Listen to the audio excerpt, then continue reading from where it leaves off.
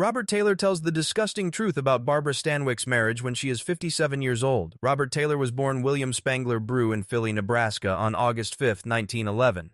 As a child in a small town in the Midwest, Taylor showed a mix of drive and charm that would later define his work in the movie business. Early in life, he had a strong family background and learned Midwestern values. These gave him a sense of discipline and respect that wasn't common among Hollywood stars at the time. This foundation would later show up in both his professional and personal life. During his decades-long job, he kept a reputation for being professional, kind, and reliable. Taylor became famous after moving to Los Angeles and starting to study engineering at the University of Southern California. It was there that he found his true calling, acting.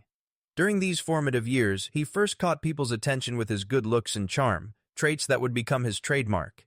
Taylor got his start in Hollywood early thanks to a deal with Metro-Goldwyn-Mayer, which was one of the biggest and best studios at the time, and saw both his raw ability and star potential. In his early movies, he played everything from love leads to action heroes, which showed how versatile he was as an actor. Unlike many of his peers, who were stuck in one type of movie, Taylor was able to easily switch between dramas, romances, historical epics, and war movies, which helped him stay successful in an industry that is known for being very unstable. By the 1940s, Robert Taylor was well known as one of Hollywood's most bankable and beloved leading men.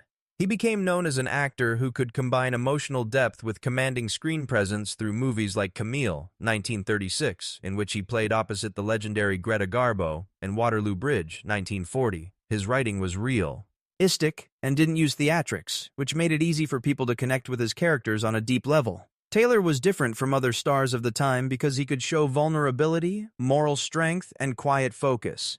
This helped him stay popular for a long time. He also worked with famous Hollywood directors and actors from the Golden Age, which showed how respected he was in the industry and how ready he was to keep taking on new and difficult roles. Taylor showed a remarkable ability to adapt to changes in the movie business. In the 1930s and 1940s, he played romantic leads. In the 1950s, he played more mature parts in historical epics and suspense thrillers, showing that his talent was not limited by age or genre.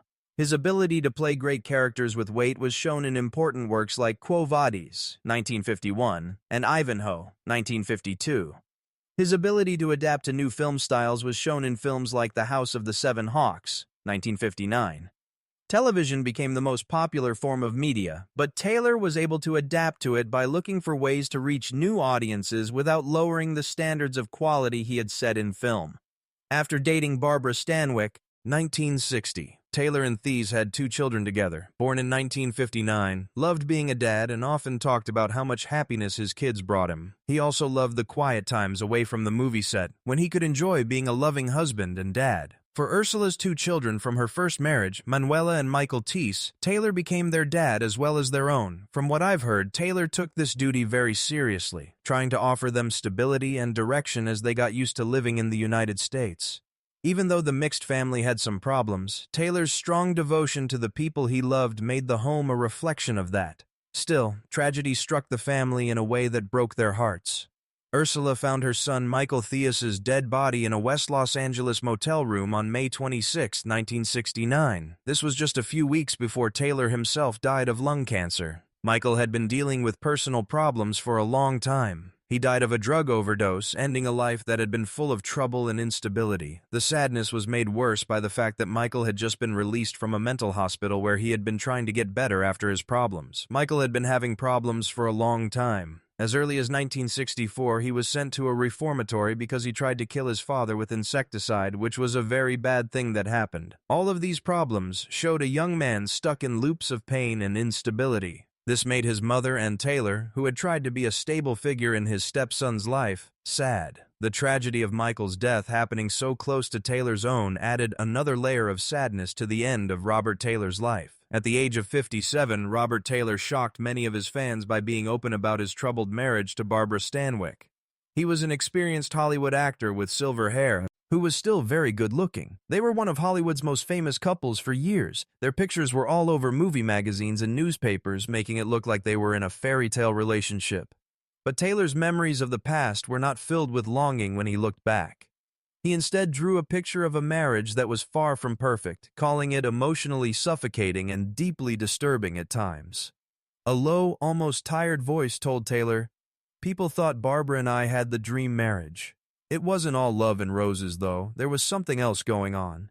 When MGM hired Taylor, they saw him as the perfect, tall, dark, and good-looking main man.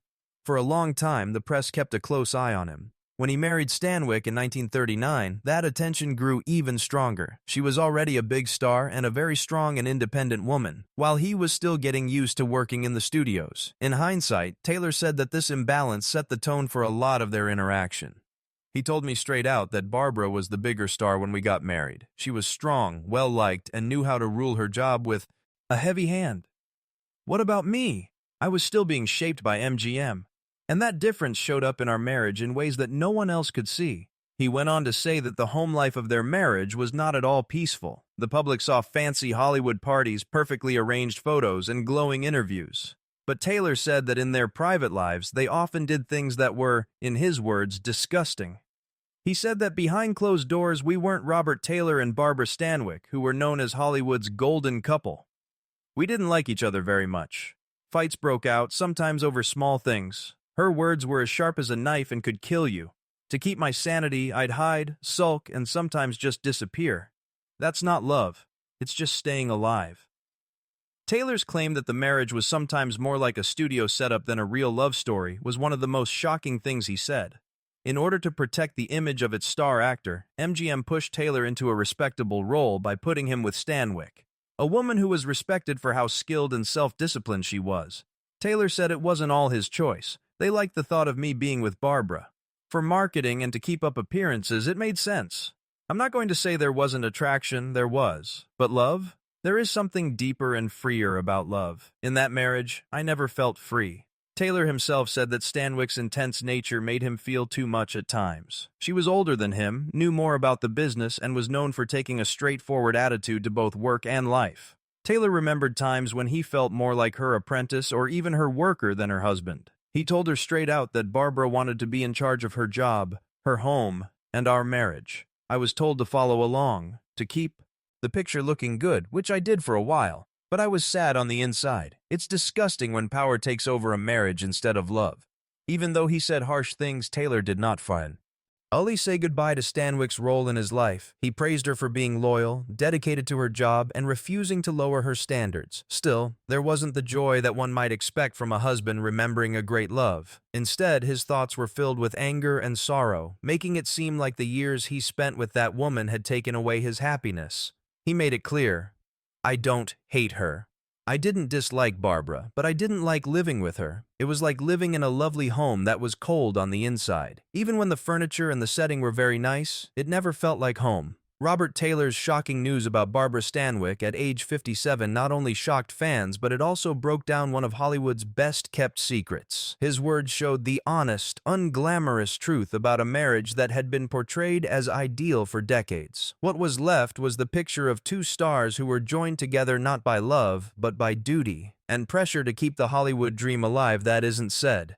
Someone said in a quiet voice, "People think they want to live like movie stars." As if he were talking to himself. They don't know how much it costs, though. I will never get back the peace of mind that my marriage to Barbara took away.